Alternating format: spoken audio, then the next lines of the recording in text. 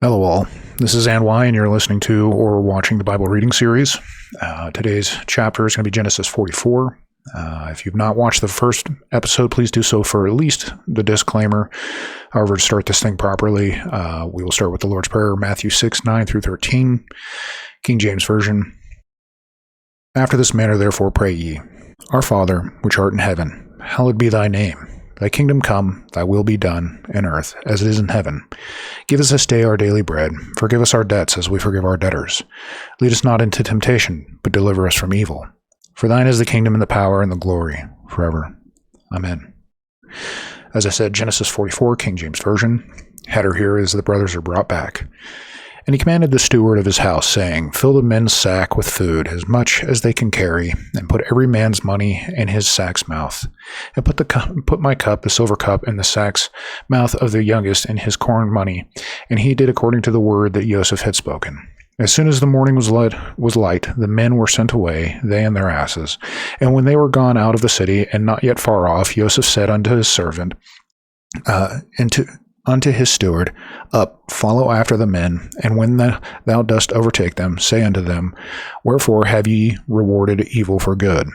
Is not this it in which my Lord drinketh, and whereby indeed he divineth? Yea, have done evil in so doing. And he overtook them, and he spake unto them these same words.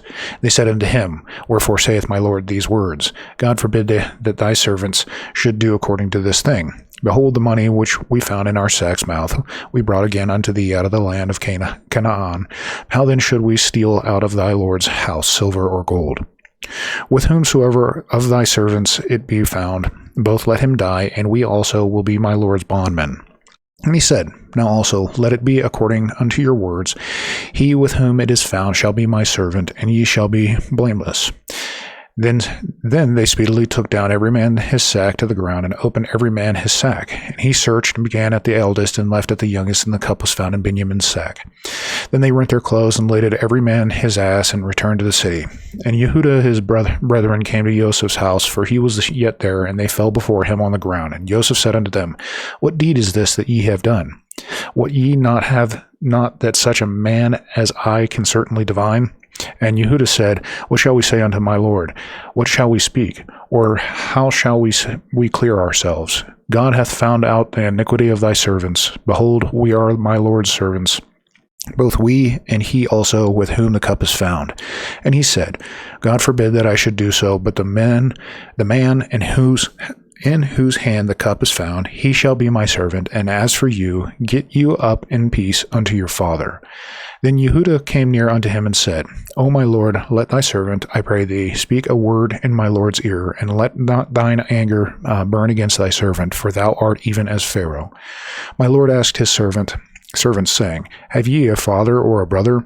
And we said unto my Lord, We have a father, an old man, and a child of his old age, a little one, and his brother is dead, and he alone is left of his mother, and his father loveth him.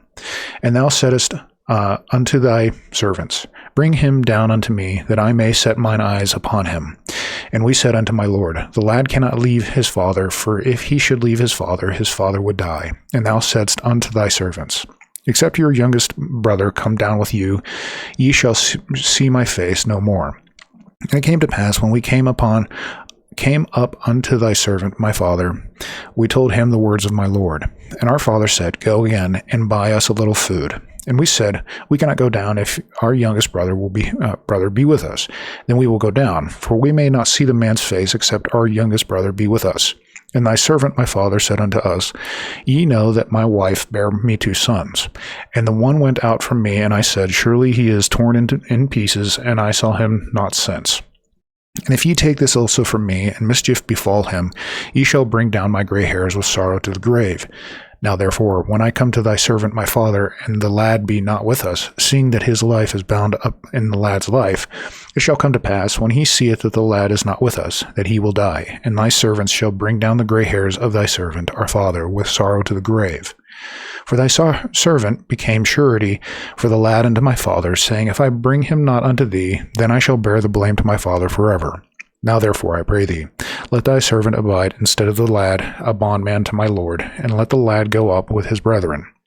For how shall I go up to my father, and the lad be not with me, lest peradventure I see the evil that shall come on my father? That ends the reading portion.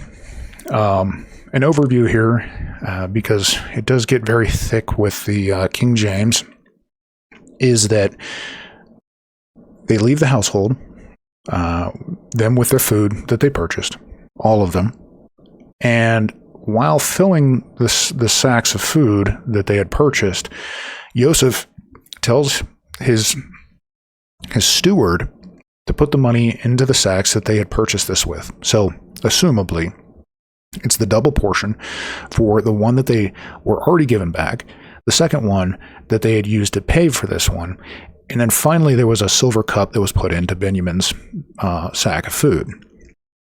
This was the silver cup that specifically Joseph drank out of. They laid in their donkeys. They left, and as they left, they finally left the city outskirts here. Joseph tells his servant, or his steward, I should say, to go out, meet them, and say these words. God forbid that thy servant should do according to thee this thing. Behold, the money which we found in our sack's mouth we brought again unto thee out of the land of Canaan. How then shall... Oh, this is the previous, or the response. Follow up after the men. Follow up after them, and when thou dost overtake them, say unto them, wherefore have ye rewarded evil for good? So this is the question. This is the accusation. So they've just spent a night with each other, drinking, being merry, happy, and then Joseph decides to do this deed. I'm not sure exactly how to put it. He lays a trap, essentially. So after this, the steward goes out, meets them. They make this conversation. Yehuda is like, no, we don't have that. Actually, I don't even know if that it says specifically that he does that. They just respond. They said unto him. So it doesn't say which one. Why would we do that? Why would we brought the money again to pay for the time that we were given the money, and then now you're accusing us again? What's the point of this? So they say, bring down your grain, and we're going to search it. So they search everything. Come to find out, the money is in each sack, and in Benjamin's, the youngest sack, there is the silver cup. And they do this thing where they rend their clothes. They rip their clothes, which is a very valuable thing at the time frame. And then they rent their clothes, and later they then pack everything back up, and then they return back to the city. Yehuda, not the eldest, speaks to Joseph. It's interesting that Reuven is not speaking. If I remember correctly, Reuven was kind of like chastened by his father about his comment about what to do. Yehuda, on the other hand, promises his dad, if I don't bring back Benjamin, it's on me forever, and into the next life. So they have this accusatory back and forth. Basically, Yehuda saying, "Why are you even asking about our father and sons and all this stuff?" He's becoming like very curious about why even this question was brought about. And then there's a response. Well, that's actually the very end of the chapter. But he's laying out for us exactly what's going on, but in front of Joseph, what he told his father and how this is going to impact his dad, or their dad, I should say. So now it's laid at the feet of Joseph of what to do. So getting into the rabbinical here, rabbinical commentary, verse 2, in my goblet, the silver goblet, put into the mouth of the sack of the youngest and his purchase money, and he did according to Joseph's word, which he had spoken. Goblet here is a tall cup called a materine, a long, narrow goblet. Verse 7, and they said to him, why should my master say such words as these? Far be it from your servant to do a thing like this. This is what they're saying back to the steward. Far be it from your servant. This is a profanity. This is like God forbid. In the Rava, it speaks of when this is said or even like mentioned, the one of the rabbi will like he shakes out his clothing, like he doesn't want to be a part of it. The Targum renders this: "May your servant be spared. May the Holy One, blessed be He, spare us from doing this." There are many such expressions in the Talmud. This is God forbid. So when it says "far be it from your servant," this is literally saying God forbid that we do something like this, right? It's kind of like a curse, or not a curse. It's just a profane statement. Verse 8 here: "Behold, the money we found in the mouth of our sacks, we returned to you from the land of Canaan. So how could we steal from your master's household silver or gold?" So, like I said, we brought back the money, intending to give you the money that was even returned to us. Now, this is something that I'm going to have to interject here personally. Remember that it said that God, the response was, God put these back into your sacks. We knew that was not true. So there's almost an accusation on God's part of this thing that's going on here that we have to be cautious with, right? It's like something befalls us. This is in the previous chapter when I was laying out Yitzhak's demise, his bereavement is the word, that sometimes terrible things happen. However, that's not the case. We know that Yosef put or commanded the steward to put the gold or the silver, the payment, into their sacks and the cup. So, behold the money. This is one of the 10 fortiori, man, I butchered that one, conclusions. This is a logical statement. Deductions from minor to major mentioned in the Torah, they are all enumerated.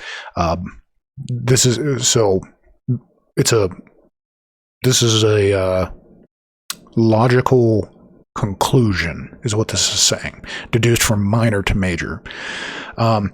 Verse 10 here, he said, "Now indeed, so it is as you have spoken, but the one with whom it is found shall be my slave, and you shall be cleared." So the rest shall be cleared, which is not, this isn't very typical. If one is found liable, and I'll mention it here, and he said, "Now indeed, according to the law, it is as you have spoken, that you are all liable in this matter."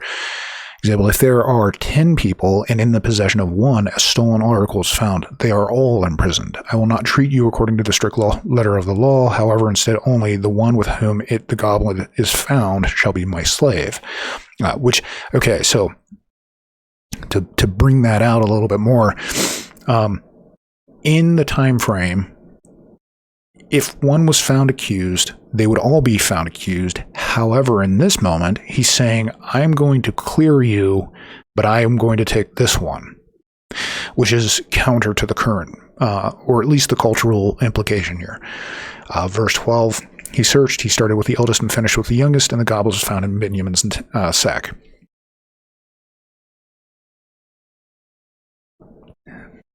He started with the eldest, so that they would not detect that he knew where it was. Remember, they put it in there, so this is all trickery and a trap. So they rent their garments, and each one loaded his donkey, and they returned to the city. Each one loaded his donkey. It says here, they were very strong men, and they did not have to assist each other to load the donkeys. Apologies. Okay, so this is, they're inferring the fact that this statement is saying that each one loaded his own donkey, which isn't, each one loaded his donkey, isn't, at least in this statement, isn't like each individual one according to his own donkey. This just is simply saying each one loaded his donkey. So like each one was loaded and then returned. It doesn't specifically say according to their own. However, you could read that into it and then assume from that, you know, they would have to be strong to do so.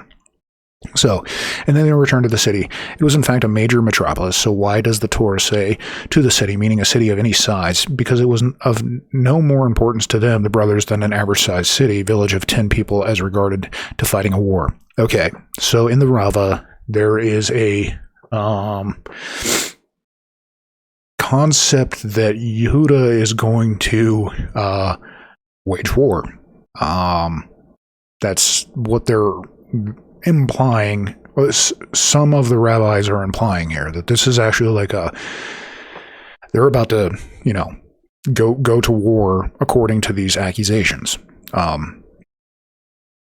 And Yehuda, his brother, came, verse 14, and Yehuda, his brother, came to Joseph's house, and he was still there, and they fell before him upon the ground. And he was still there, for he was waiting for them. So Joseph is waiting at his house because he had just called it a steward. He's making them return. And Yehuda now, so now that instead of they, it's specifically Yehuda, which is not the eldest brother, which is a very important thing because there within the Rava, it also speaks that Yosef looks at Yehuda as like this prattling person, like, who are you to speak to me? You're not the eldest. However, that's not really like, I don't see it being stated.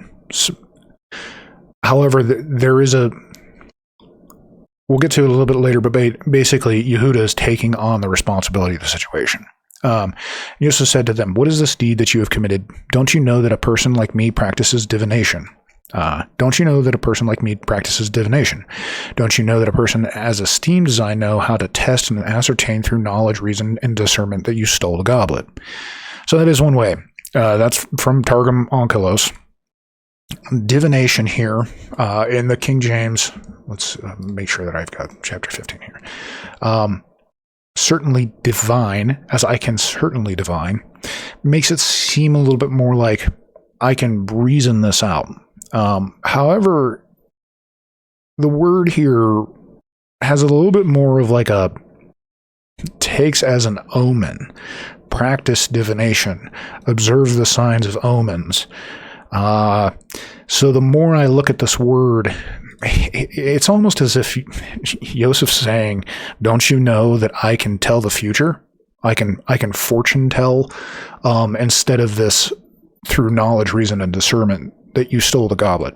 Now, even if it was that, either way, sake of argument here, he put them in there. He knows what he's doing, so therefore he's technically lying here. He is now accusing, while also lying about the situation, to his brothers. So he's not acting as a brother to them. Again, if you've been listening all the way up to this, there's a critical point where acting like a brother is important, and this is when he was sold into custody as a slave here. And arguably, Joseph, being influenced by the Egyptians, maybe he did practice divination. But there's also another statement that's going to come up about how Yehuda responds. That's a little bit more along the lines of like, you do not practice doing what you say that you're going to do. I'm not so sure if I agree with it all. I mean, whether or not this means knowledge, reason, and discernment versus like an actual like divining, like throwing the bones or whatever, however you want to envision that, there is mischievousness, wishing ill upon them. Because I mean, arguably, what's the point of all of this? So, verse 16, and Yehuda said, "What shall we say to my master? What shall we speak? And how shall we exonerate ourselves?" So he's asking two questions here. "And God has found your servants' iniquity. Behold, we are my Lord's servants, both we and the one in whose possession the goblet has been found. God has found. We know that we have not sinned, but this has come from the Omnipresent to bring this upon us. The creditor has found a place to collect his debt. And how shall we exonerate ourselves?" So here's a wall of text, and it took me a second kind of to figure all this out. This is necessary, if I remember correctly. This word here. No. Oops. Yeah. I always forget that it's necessary. Had the comma there. So the word here is necessary, an expression of justice. Similarly, every word whose radical begins with a zadi and is to be used in the form of a hithpale or nithpale, the reflexive voice. Teth is substituted for the tav or the hithpale, and it is not placed before the first letter of the radical, but in the middle of the radical letters. Examples. Shall we exonerate ourselves? From the root, justice was drenched. From the root, to drench, as disguised as ambassadors. From the root, a faithful emissary we took for our provisions. From the root of the provisions for the way. In contrast, in the case of a word whose radical begins with a samach or sin, which when it is used in the hithpale, it is a tav that separates the letter of the radical, and the grasshopper will drag itself along. This word here is endure. So it's trying to say that this and shall we exonerate ourselves is a justice piece instead of like an endurance piece.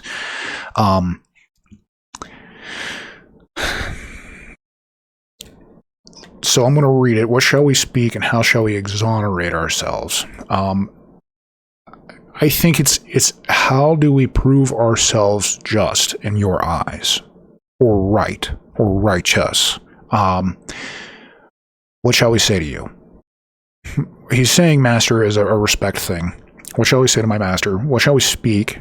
Like, what am I supposed to say? Is kind of what he's getting to.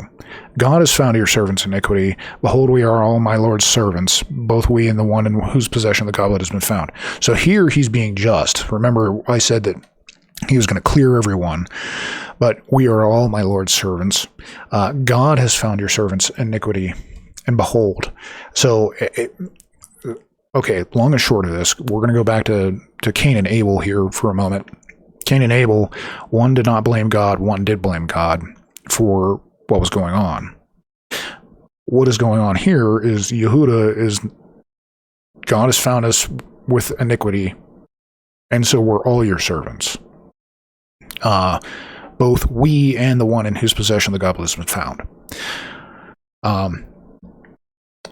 So, verse 18 here, then Yehuda approached him and said, Please, my lord, let now your servant speak something into my lord's ears, and let not your wrath be kindled against your servant, for you are like Pharaoh. Now, then approached him, something into my lord's ears. This right here is just a short statement. Let my words into your ears, and let your wrath not be kindled. From here you learn that he spoke to him harshly. No. In fact, this here, please, my lord, let now your servant speak, had about, I don't know offhand, like I didn't count them, but it had to have been almost 10 moments where the rabbis had something to say about this. Let me put it this way. He is entreating him. He is attempting to placate. He is attempting to reconcile the situation. He is not coming at him with, I'm going to speak to you harshly. He's laying out a, do not be mad at what I'm about to say. Don't kindle your wrath against us. Right? Which I guess in my personal opinion, according to the whole concept of going to war bit, this is actually quite the opposite. This is like trying to become a peacemaker. So Yehuda at this moment is looking unknowingly at his brother and is attempting to make peace with him about what was going on. He doesn't know that it's actually about, them being sold, or him being sold into servitude, but that's what's happening here. And he is making a statement for you are like Pharaoh. Here it says, for you are like Pharaoh. You are esteemed in my eyes like Pharaoh. This is its simple meaning. Its midrashic meaning is, however, you will ultimately be punished with this because of him, just as Pharaoh was punished because of my great-grandmother Sarah for the one night that he detained her. Another explanation, just as Pharaoh issues decrees and does not carry them out, makes promises and does not fulfill them, so do you. Now is this the setting of an eye, concerning which you said that you wanted, so set your eye upon him. Another explanation for like you, so is Pharaoh, if you provoke me, I will kill you and your master. So you can start to see, like, there's even disagreement within the texts, right? Like the rabbinical statements. there's like three moments right here that it's saying, and it says you will, like, this is the simple, it's the midrashic meaning. Its simple meaning is you are esteemed in my eyes like Pharaoh. Its midrashic meanings, however, are these three things that they, go back and forth on. For the beginning one, you will be punished according to my great grandmother Sarah, for Pharaoh at the time frame, took her to bed, and the whole household was punished with leprosy, or in some regards, the inability to procreate. And so that will be punished on you. The second one is going to be something along the lines of like, this conversation is a golden apple and a silver ornament, which is a decorative thing. It is good to the eye, the right thing in the right place at the right time with the right, surroundings. And then the third thing is like, do not provoke me. This is that war. If you came after us to take our youngest, which will take away our father, and I will do the same for you, so I will come after Pharaoh. Is kind of the least what I could get out of it. So I'm just going to kind of wrap this up in at least my opinion on this, if it matters at all. And that would be that, his cloak, the necklace, the authority, the ring was placed on Joseph from the beginning, from Pharaoh, after he was taken out of prison. Essentially, he would be speaking to him in accord. You have the authority like Pharaoh. You are esteemed like Pharaoh. Could have that little bit of that apple, the golden apple and the silver ornament bit there, which I partially agree with, because it's like he's attempting to do the right thing. My Lord asked his servants, saying, have you a father or a brother? My Lord asked his servants, from the beginning, you came upon us with a pretext. Why did you have to ask all these questions? Were we looking to marry your daughter, or were you looking to marry our sister? Nonetheless, we said to my Lord, we did not conceal anything. I'm going to touch on this just briefly, because there's a small implied concept of Joseph. They think that Joseph's going to take Benjamin, because he's going to do what they assumed that the pharaohs did to others, which would be to take them to bed, and that would be what they thought Joseph was going to do with Benjamin. So there's like this, sexual implication here. But he's also like, when let's return to the previous chapter, him speaking to his father. He's like, he asked us, like, who do you have a father? Do you have a brother? What were we supposed to say? So he's kind of like returning the favor here. He's like, that was a strange question. And we say, one last little bit on that, not to belabor it, but there's a in the rabbinical, everyone else came and purchased grain. You made no mention of anything to them. However, to us, you asked about our father and brother. What is this? Why ask us this question?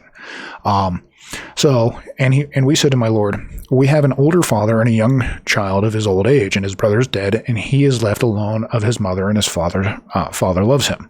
His brother is dead. Out of fear, he made a false statement. He said to himself, if I tell him that he is alive, he will say, bring him to me. Alone of his mother, from that mother, he has no other brother. So the brother, or the mother passed away, I believe. So here, that may be a misspeak, but if I have it correctly in my mind of the story, that is true. So Yehuda actually makes not a false statement per se, but doesn't know the information and is saying something he can't confirm to him. And it is quite true. Like, what is he going to do? He's already asked for Shimon. He's already asked for Benjamin. Well, technically he asked for Benjamin in accordance with returning Shimon to him. But at this point, he's like, I don't know where our other brother is, so if I tell him that, he's going to tell us to bring him, and then we're going to be found guilty again in another trap. Verse 22, and we said to my Lord, the boy cannot leave his father, for if he leaves his father, he will perish, he will die. Where he leaves his father, he will die. If he leaves his father, we are worried lest he die on the way, for his mother died on the way. Yeah, so his mother passed away in travel, and that is why she was not put in the tomb with her husband. Another one was put in the tomb. That's a previous chapter. So if he leaves his father, he will die. So they were concerned because Benjamin was young. The famine is going on. They were concerned that he was going to pass away, but they're also concerned that he's going to be taken from them. I mean, Shimon was taken from them. What else would they assume is going to happen to Benjamin? And Yitzhak is also concerned. He's like, at this point, he's already lost 3 sons in his mind. So he's bereaved. Verse 29, if you take this one too away from me, and misfortune befalls him, you will bring down my hoary head in misery to the grave. Now, and misfortune befalls him, for Satan accuses at the time of danger. And this is always an interesting concept to me. He accuses.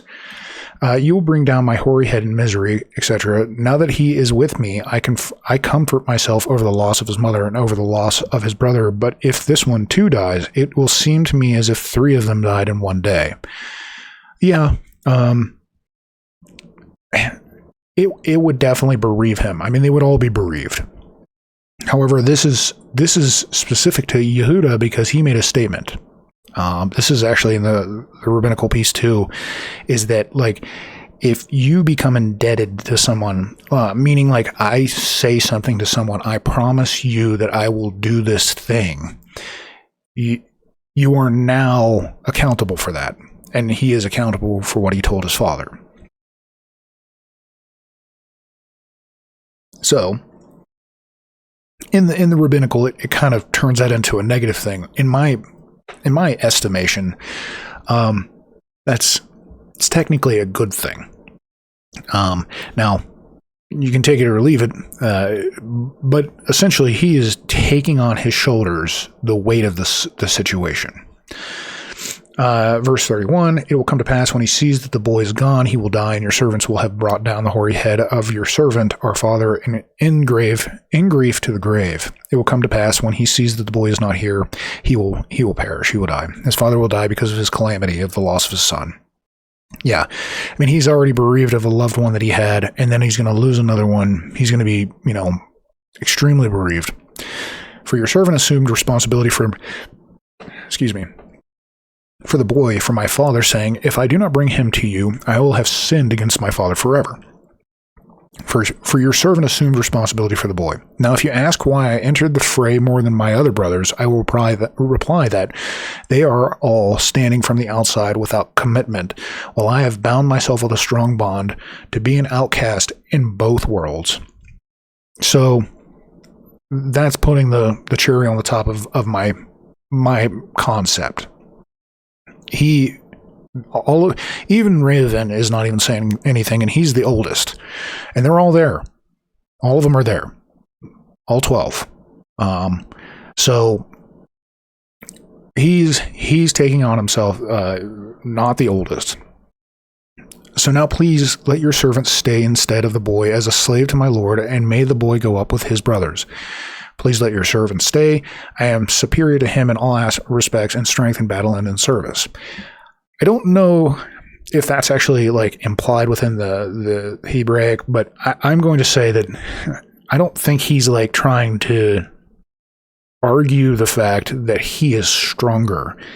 I think he's making the argument that if Benjamin stays, our father will perish. If I stay, our father won't perish, is kind of the argument in my head.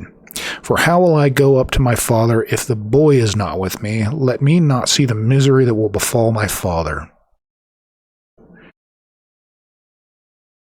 For me, as a final statement, Yehuda is acting, as we see later on, with someone who takes the responsibility of all. You take me instead of him, because it will bereave my father more. He is respecting his father. He's loving his father. He wants his father to live. He wants Benjamin to be taken care of, and he's willing to go into servitude for that to happen. Now, there's one last aspect that I kind of want to touch home on, is this one last thing. Yosef is faced with a really serious problem now. Yehuda said this to his brothers. He essentially said, let us not kill him. And now he's putting him, like, he said this about Yosef. So remember, the brothers got all mad because of the way that Yosef was acting. He was going to his father, tattletaling, and like, Dad, see, can you believe what they did? And they got mad at him. They got frustrated at him. And so what they conspired to do one day when he came out and he was alone was that they were going to literally, take his life. Now, Reuven and Yehuda kind of like step up at this moment and make an argument like, we shouldn't kill him. We should, one makes the argument that we should sell him to make money off him. Like, what profit is it if we, take his life? How about we sell him?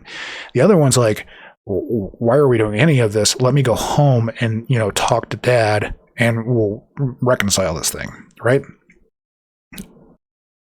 But Yosef's not a part of that conversation. He doesn't know who any did that. I mean, maybe he did, but he is faced with this problem. Why are you acting this way according to your youngest brother and not me? Why this one and not myself? Is what I'm kind of gathering. Like, it's not saying that, so you can't take it to the bank, but I can, if I was to kind of like read between the lines and kind of like look at it and be like, what's the most reasonable thing that I could come up with, and how would I feel personally? It would be, why are you guys doing this for him? Why didn't you do that for me? And that would make me even angrier and then want to create more mischief, ill will, wickedness, destruction, rather than creation and boons. So just things to think about. Thank you so much for listening all the way to the end. I hope to see you next time.